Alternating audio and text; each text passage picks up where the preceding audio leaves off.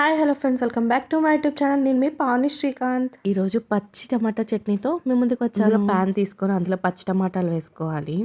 2-3 drops oil add చేసుకొని బాగా fry చేసుకోవాలి. టమాటోస్ బాగా ఫ్రై అవ్వనివ్వాలి. అవును, మీరు ఎప్పుడైనా పచ్చి టమాటా చట్నీ ట్రై చేశారా? ఒకవేళ ట్రై చేయకుంటే వెంటనే ట్రై చేసేసేయండి. ఇప్పుడు మన టమాటోస్ బాగా కలర్ చేంజ్ అయ్యాయి కాబట్టి తీసి పక్కన ఉంచుకోవాలి. టేస్ట్కి తగ్గట్టు పచ్చిమిర్చి 2 డ్రాప్స్ ఆఫ్ ఆయిల్ వేసి బాగా ఫ్రై చేసుకుని పక్కన ఉంచుకోవాలి.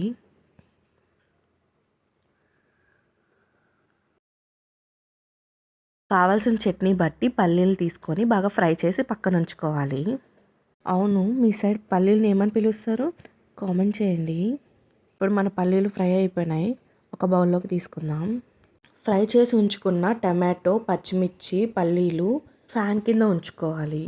ఒక మిక్సీ జార్ తీసుకొని టమాటో, పల్లీలు, పచ్చిమిర్చి, వెల్లుల్లి, చింతపండు, తగినంత సాల్ట్ యాడ్ చేసుకొని మిక్సీ పట్టి పక్కన ఉంచుకోవాలి. ఈ చట్నీ ఎక్కువ స్మూత్గా లేకుండా చూసుకోవాలి. ఇప్పుడు స్టవ్ మీద ప్యాన్ పెట్టి తగినంత ఆయిల్ వేసుకోవాలి. ఇప్పుడు ఇందులో ఆవాలు, జీలకర్ర, పోపు దినుసులు యాడ్ చేసుకోవాలి. ఇప్పుడు ఆనియన్స్ వేసుకొని బాగా ఫ్రై చేసుకోవాలి. ఆనియన్స్ గోల్డెన్ బ్రౌనిష్ వచ్చే వరకు ఫ్రై చేసుకోవాలి. ఇప్పుడు ముందుగా మిక్స్ చేసి పెట్టుకున్న చట్నీ యాడ్ చేసి పసుపుకు తగినంత యాడ్ చేసి బాగా మిక్స్ చేసుకోవాలి. మన చట్నీ రెడీ అయిపోయింది. మీరు ట్రై చేయండి. Thank you for watching. Like చేసి వెళ్ళొచ్చు కదండి.